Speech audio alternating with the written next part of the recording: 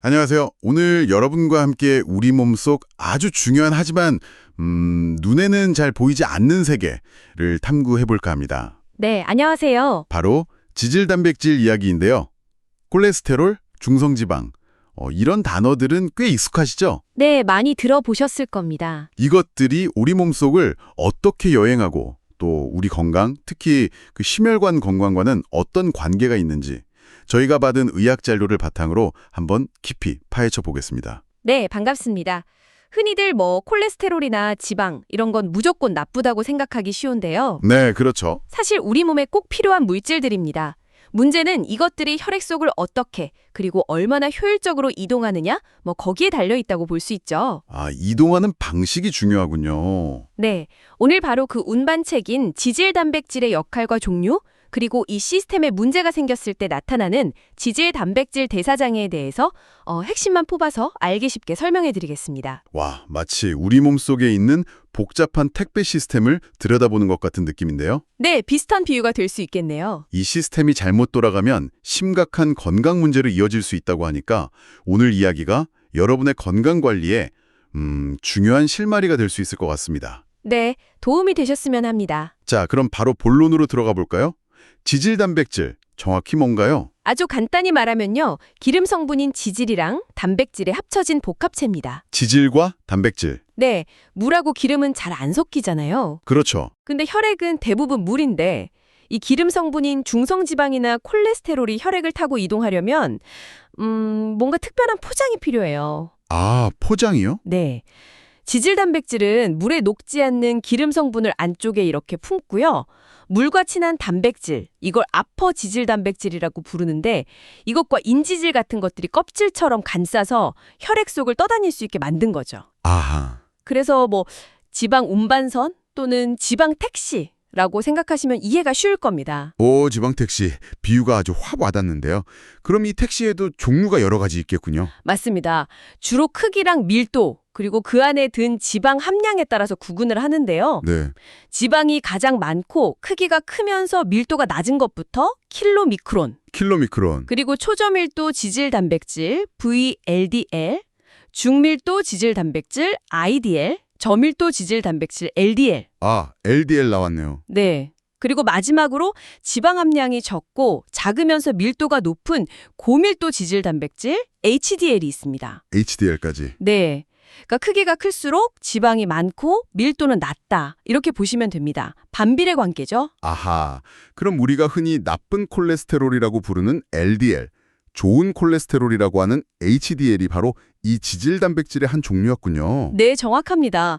LDL, HDL은 콜레스테롤 그 자체가 아니라 콜레스테롤을 실어 나르는 택시의 종류인 거죠. 그렇군요. 그럼 아까 그 껍질 역할을 한다는 아포지질 단백질은 어떤 기능을 하나요? 중요하다고 하셨는데. 네. 아주 중요한 역할을 합니다. 일단 지질 단백질의 구조를 만들고 안정시키는 뼈대 역할도 하고요. 뼈대 역할. 네. 그리고 특정 효소를 활성화시켜서 지방 대사를 돕기도 합니다. 또 하나 중요한 게 세포 표면에 있는 수용체라는 것과 결합해서 지질 단백질이 세포 안으로 들어갈 수 있게 하는 일종의 열쇠 역할을 해요. 열쇠 역할까지요? 네. 예를 들면 아포비라는 아포지질 단백질은 LDL을 포함한 여러 지질 단백질의 핵심 구조 단백질인데요. 특히 LDL이 간세포의 LDL 수용체에 결합할 때 이 아포비가 꼭 필요합니다. 아포비가 있어야 들어갈 수 있군요. 그렇죠. 반면에 아포 A-1은 HDL의 주요 구조 단백질이고요. 그 외에도 아포 E, 아포 C 등등 여러 종류가 각각 중요한 역할을 수행합니다. 그렇군요. 구조도 만들고 열쇠 역할까지 한다니 정말 중요하네요. 그럼 이 지방 택시들이 실제로 우리 몸에서 어떻게 지방을 배달하는지 그 경로를 한번 따라가 볼까요? 네, 좋습니다. 크게 보면 두 가지 경로가 있습니다. 두 가지요? 네. 먼저 외인성 경로라는 게 있는데요. 이건 우리가 음식을 통해서 섭취한 지방을 처리하는 과정입니다. 식사 후에 일어나는 일이군요. 맞습니다.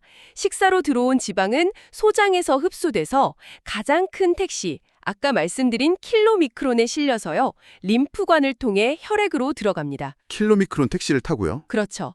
그럼 이제 혈관벽에 있는 지단백 분해 효소 LPL이라는 효소가 킬로미크론에 실린 중성지방을 분해합니다. 분해해서요. 분해된 지방산은 주변 세포들, 예를 들어 근육이나 지방조직 같은 곳에서 에너지원으로 쓰거나 저장하게 되는 거죠. 아하, 그럼 짐을 내려준 킬로미크론은 어떻게 되나요? 빈차가 된 건가요? 네, 그렇죠. 중성지방이라는 짐이 빠져나가서 작아진 킬로미크론은 이제 킬로미크론 잔유물이라고 불리는데요. 건강한 사람은 밤새 금식을 하고 나면 혈액 속에 이 킬로미크론이 거의 남아있지 않게 되는 거죠. 그렇군요. 식사 후 지방 처리 과정이네요. 그럼 우리가 굶고 있을 때, 그러니까 공복 상태에서는 지방이 어떻게 이동하나요? 몸 안에서도 지방이 만들어진다고 들었는데요. 네, 맞습니다. 그게 바로 두 번째 경로인 내인성 경로입니다. 우리 몸은 필요에 따라서 간에서 직접 중성지방이랑 콜레스테롤을 만들어요. 간에서요? 네, 이걸 VLDL이라는 택시에 실어서 혈액으로 내보냅니다.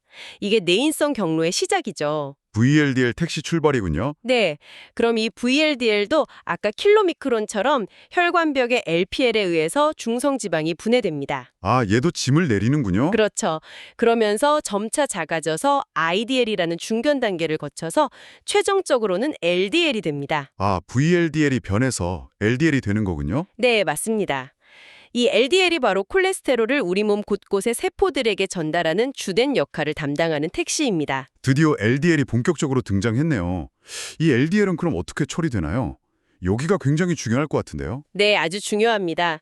LDL은 주로 간에 있는 LDL 수용체를 통해서 혈액에서 제거됩니다. 간에 있는 수용체. 네, LDL 표면에 있는 그 APO 단백질이 이 수용체와 열쇠자물쇠처럼 딱 맞게 결합해야 해요. 아까 그 열쇠 역학. 그렇죠. 그래야 간세포 안으로 쏙 들어가서 분해가 될 수 있는 거죠. 이 LDL 제거 과정이 얼마나 잘 돌아가느냐가 혈중 콜레스테롤 수치를 결정하는 데 아주 중요합니다.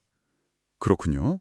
만약 이 과정이 원활하지 않으면요? 네, 그러면 혈액 속에 LDL 콜레스테롤이 자꾸 쌓이게 되는 거죠. 문제가 생기는 겁니다. 아, 그리고 때로는 이 LDL 입자가 더 작고 단단한 소위 스몰 덴스 LDL 형태로 변형되기도 하는데요. 작고 단단한 LDL? 네.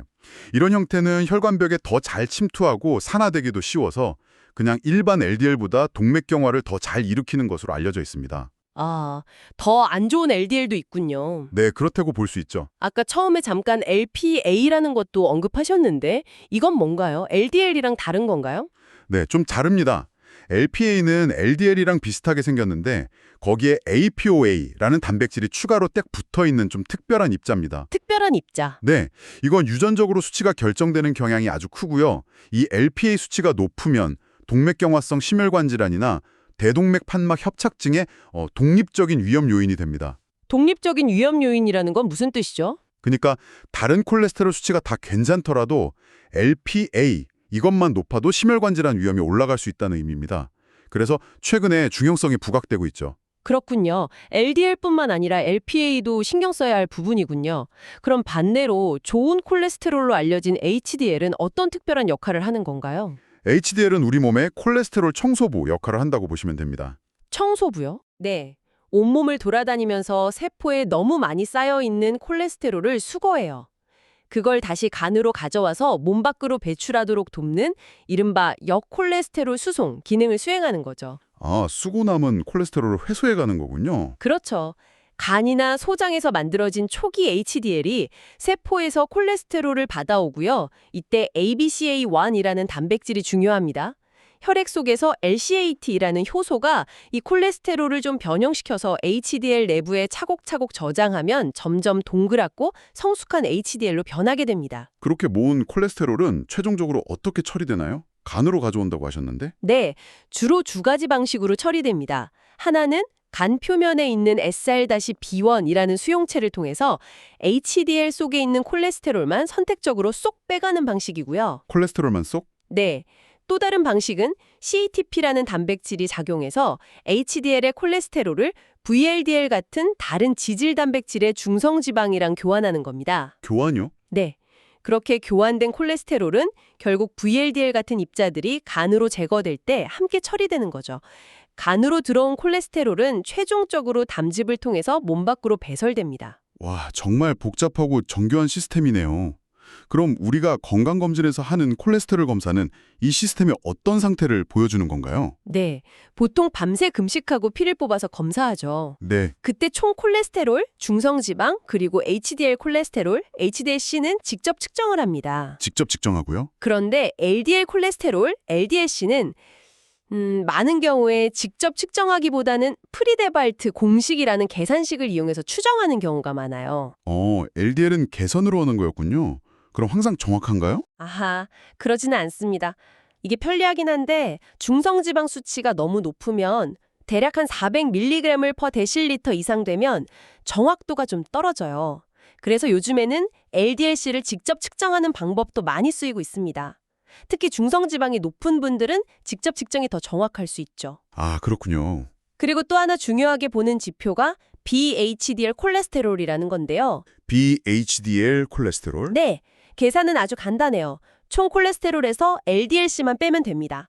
이게 왜 중요하냐면 LDL뿐만 아니라 VLDL, IDL-같이 동맥경화를 유발할 수 있는 다른 지질단백질에 포함된 콜레스테롤까지 모두 반영하기 때문에 임상적으로 꽤 유용합니다. 아, HDL 빼고 나머지를 다 보는 거군요.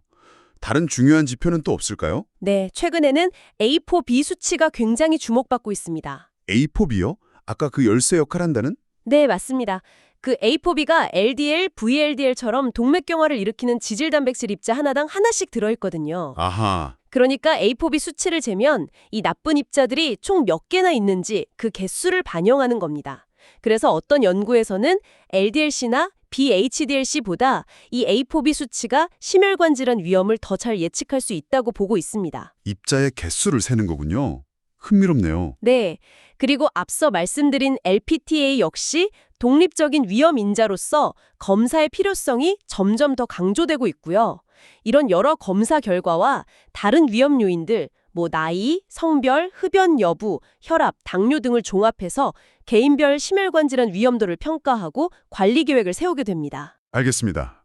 자, 그럼 이제 이 정교한 시스템에 문제가 생기는 경우, 즉 지질대사 장애에 대해 본격적으로 알아보겠습니다. 어떤 종류들이 있나요? 크게 보면요, 동맥경화 위험을 높이는 아포 비함유 지질단백질, 그러니까 LDL이나 VLDL 같은 것들이 너무 많은 고지혈증이 가장 중요하고 흔합니다. 고지혈증. 네, 그리고 아주 드물게는 이런 지질단백질들이 너무 적은 저지혈증이라는 것도 있고요. 또 HDL 콜레스테롤이 낮은 경우도 문제로 인식되고 있습니다. 원인은 뭔가요? 원인은 크게 두 가지로 나눌 수 있는데요. 특정 유전자 문제 때문에 생기는 원발성, 즉 유전성 원인이 있고요. 유전성. 다른 질병이나 생활 습관, 식단이라든지 약물 같은 것 때문에 2차적으로 발생하는 2차성 원인이 있습니다. 근데 실제로는 이 유전적인 소인과 환경적인 요인이 복합적으로 작용하는 경우가 대부분입니다. 복합적인 경우가 많군요. 그중에서 우리가 가장 중요하게 관리해야 하는 것은 어떤 경우인가요?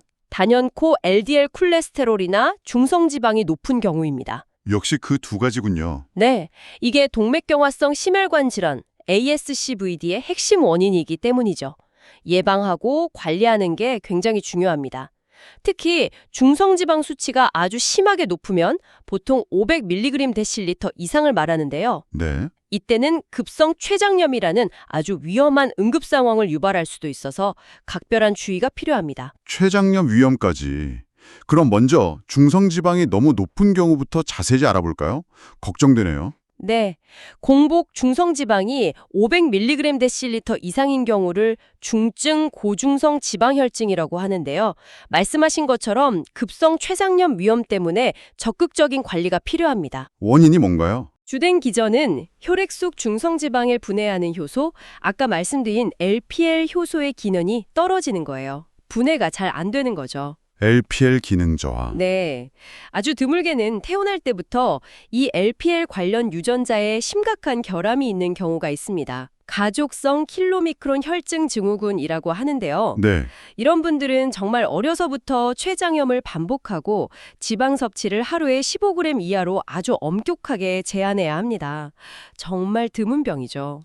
정말 힘들겠네요. 그럼 대부분은 어떤 경우인가요? 네, 대부분의 중증 고중성지방혈증 환자분들은 이런 명확한 단일 유전자 이상보다는요, 유전적으로 중성지방이 좀 높은 경향이 있는 분에게 비만이라든지 인슐린 저항성이나 당뇨병, 아니면 고탄수화물 식단, 과음 같은 여러 환경적 요인이 겹쳐서 발생하는 다인자성인 경우가 훨씬 많습니다. 아, 여러 요인이 복합적으로 작용하는 거군요. 그렇죠. 이런 경우에는 췌장염을 예방하는 것이 관리의 최우선 목표가 됩니다. 알겠습니다. 대부분은 유전과 환경의 복합적인 결과군요. 자, 다음은 나쁜 콜레스테롤, LDL이 높은 고콜레스테롤 혈증입니다. 이건 훨씬 흔하다고 알고 있는데요. 네, 맞습니다. 매우 흔하고요. 조기 심혈관 질환 발생의 가장 중요한 원인 중 하나입니다. 핵심 원인은 뭔가요? 핵심 원인은 간에서 LDL을 제거하는 능력, 즉 LDL 수용체의 기능이 떨어지는 것입니다. LDL 택시를 간이 잘 회수하지 못하는 거죠. 간의 수용체 기능 저하. 네. 물론 포화지방이나 트랜스지방 섭취가 너무 많거나 갑상선 기능 저하증 같은 2차적인 원인들도 이 LDL 수용체 기능을 떨어뜨릴 수 있습니다. 그렇군요. 고콜레스테롤 혈증에도 유전적인 형태가 있나요? 아까 중성지방처럼요? 네, 있습니다. 가장 중요하고 비교적 흔한 것이 바로 가족성 고콜레스테롤 혈증입니다. FH? 네, 이게 약 250명 중 1명꼴로 추정될 정도로 생각보다 그렇게 드물지 않은 유전 질환입니다. 250명 중 1명이요. 꽤 흔한데요? 그렇죠. LDL 수용체를 만드는 유전자 등의 이상이 생겨서 주로 우성 유전입니다. 태어날 때부터 LDL 콜레스테롤 수치가 매우 높아요. 보통 성인에서 190mg/L 이상으로 나오죠. 태어날 때부터요? 네.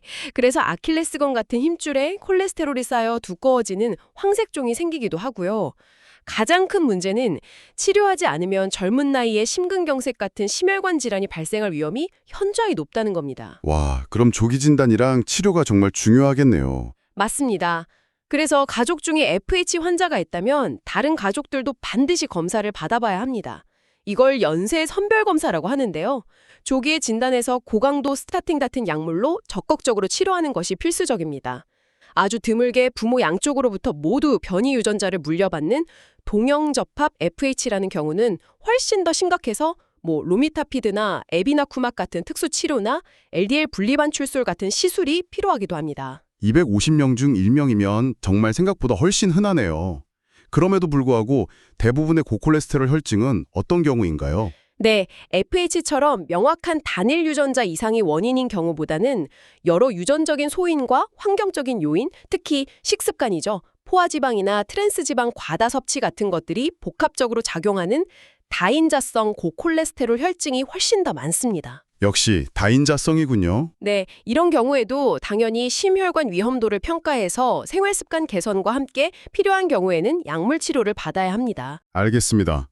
그럼 중성지방과 LDL 콜레스테롤이 둘 다 높은 경우 복합형 고지혈증은 어떤가요? 이것도 흔한가요? 네, 임상에서 정말 흔하게 보는 형태입니다.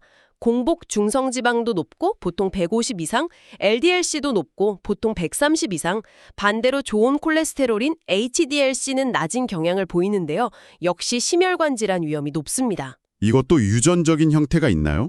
네, 있습니다. 그중에서 가족성 복합형 고지혈증이라는 것이 중요합니다. FCH에 네, 이것도 유병률이 약 100명에서 200명 중 1명 정도로 추정되니까 FH만큼이나 흔한 유전적 소인이라고 할 수 있습니다. 이것도 꽤 흔하네요. 그렇죠. 이건 간에서 VLDL을 너무 많이 만드는 것이 주된 원인으로 생각되는데요. 특징적인 것은 가족 내에서도 어떤 사람은 LDL만 높고 어떤 사람은 중성지방만 높고 또 어떤 사람은 둘 다 높은 등 다양한 형태로 나타난다는 겁니다. 아, 가족마다 다르게 나타날 수도 있군요. 네. 그리고 보통 HDLC는 낮고 아까 말씀드린 ApoB 수치는 높게 나타나는 경우가 많습니다. 특히 작고 단단한 LDL, 스몰 덴스 LDL이 많아서 동맥경화 위험이 매우 높은 것으로 알려져 있습니다. 그럼 이것도 관리가 중요하겠네요. 네, 아주 중요합니다. 적극적인 생활습관 개선과 함께 약물 치료, 주로 스타틴을 기본으로 하고 필요하면 다른 약제를 추가하는 치료가 필요합니다. 복합형 고지혈증의 다른 원인은 없나요? 가족성 이상 베타지단백혈증이라는 조금 더 드문 유전 질환도 있습니다. 특정 APOE 유전자형 E2, E2를 가진 분들에게 비만이나 당뇨 같은 다른 요인이 겹칠 때 잘 생기는데요. 킬로미크론이나 VLDL 잔유물이 잘 제거되지 않아서 쌓이는 병입니다. 콜레스테롤과 중성지방 수치가 비슷하게 많이 올라가고 손바닥이나 팔꿈치 같은 곳에 특징적인 황색종이 나타날 수 있습니다. 그렇군요. 하지만 복합형 고지혈증의 가장 흔한 원인은 역시 2차적인 경우입니다. 즉, 비만, 인슐린 저항성, 제2형 당뇨병 같은 상태, 소위 대사증후군과 관련된 경우가 가장 많다고 볼 수 있습니다. 결국 대사증후군과 관련이 깊군요. 알겠습니다. 지금까지는 지질 수치가 높은 경우를 주로 다뤘는데 반대로 너무 낮은 것도 문제가 될 수 있나요? 네, 드물지만 그런 유전 질환들도 있습니다. 예를 들어서 무베타지 단백혈증이라는 병은 MTTP 유전자 이상으로 APO 비함유 지질 단백질, 즉 킬로미크론이나 VLDL, LDL이 거의 만들어지지 못하는 병입니다. 아예 안 만들어져요? 네, 거의요. 그래서 지방 흡수뿐만 아니라 지용성 비타민 흡수에도 심각한 장애가 생겨서 신경계나 망막에 심각한 변성이 오기도 합니다. 고용량 비타민 E 치료가 필수적이죠. 심각하네요. 또 다른 경우는요? 반면에 가족성 저베타제 단백혈증 FHBL이라고 APO 비유전자 변이로 LDLC가 매우 낮아지는 경우도 있습니다.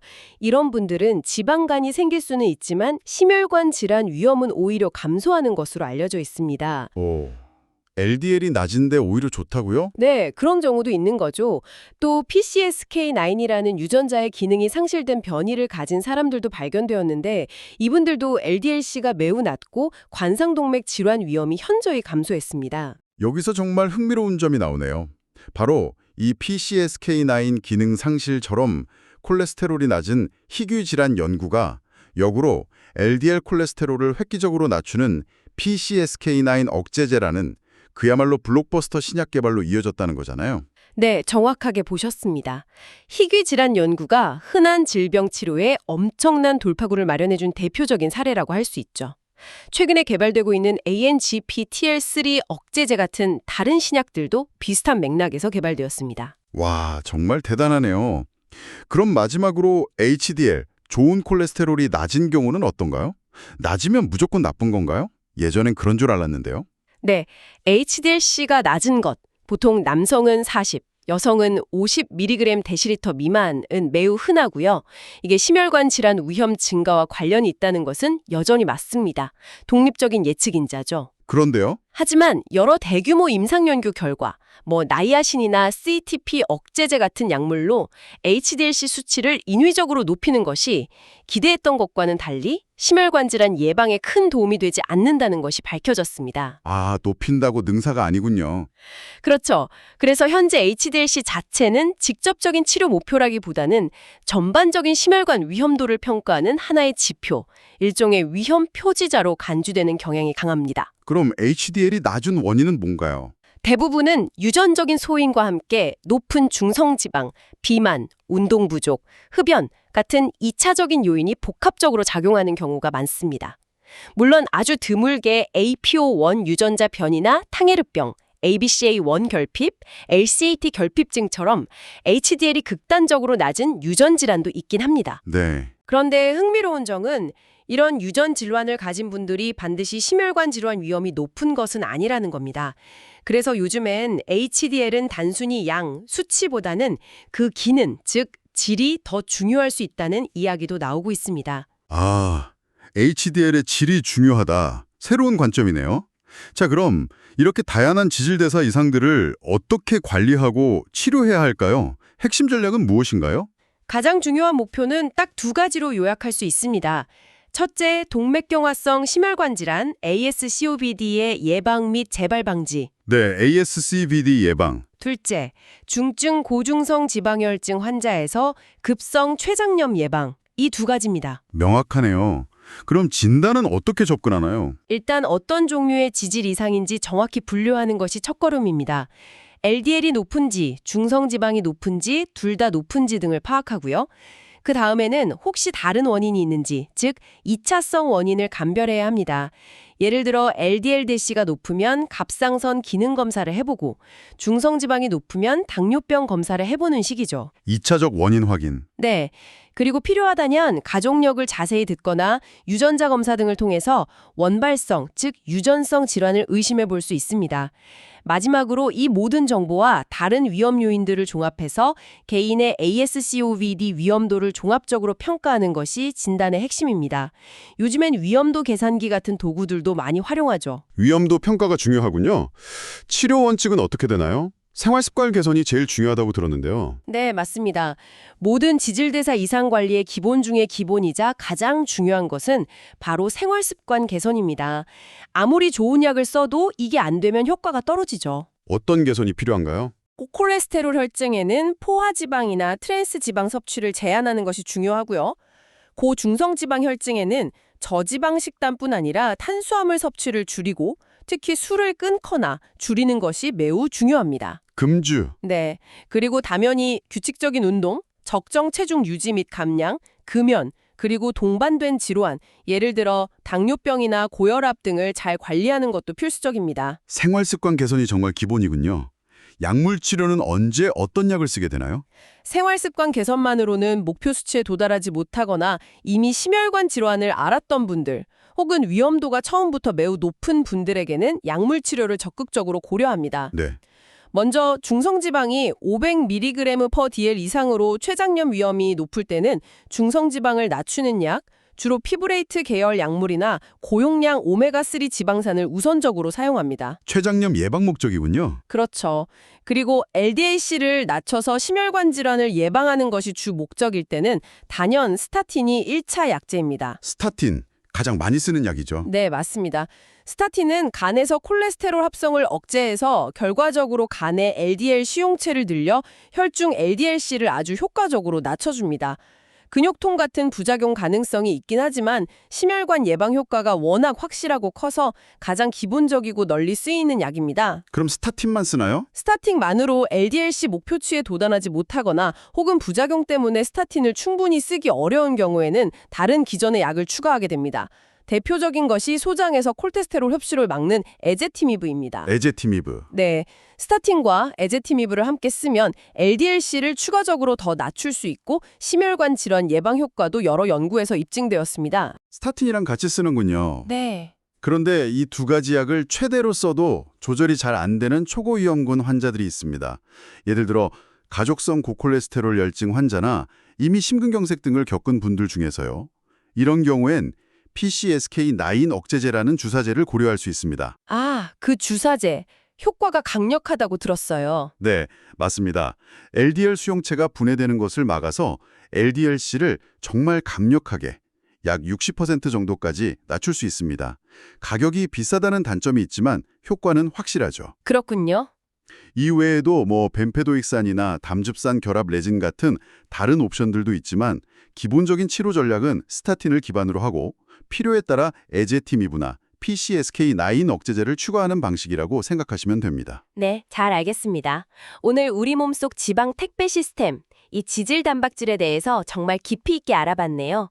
얼마나 정교하게 작동하는지, 또 문제가 생겼을 때 왜 위험한지 아주 명확하게 알 수 있었습니다. 네, 오늘 다룬 내용이 좀 복잡할 수도 있었겠지만 핵심은 자신의 콜레스테롤과 중성지방 수치를 아는 것에서부터 시작한다는 겁니다. 네, 아는 것이 시작이군요. 네, 그리고 위험 요인이 있다면 생활습관 개선을 기본으로 하면서 필요하다면 전문가와 상의해서 자신에게 맞는 적절한 관리를 꾸준히 받는 것이 중요합니다.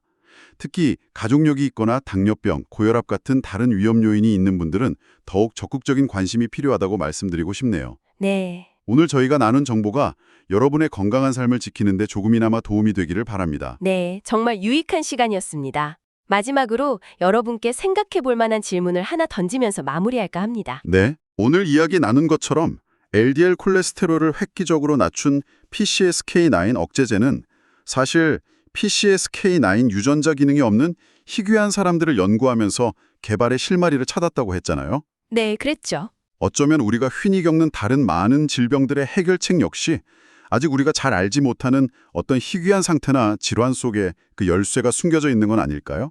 한 번쯤 생각해 볼 문제인 것 같습니다. 다음에 더 흥미로운 주제로 다시 찾아뵙겠습니다. 감사합니다. 네, 감사합니다.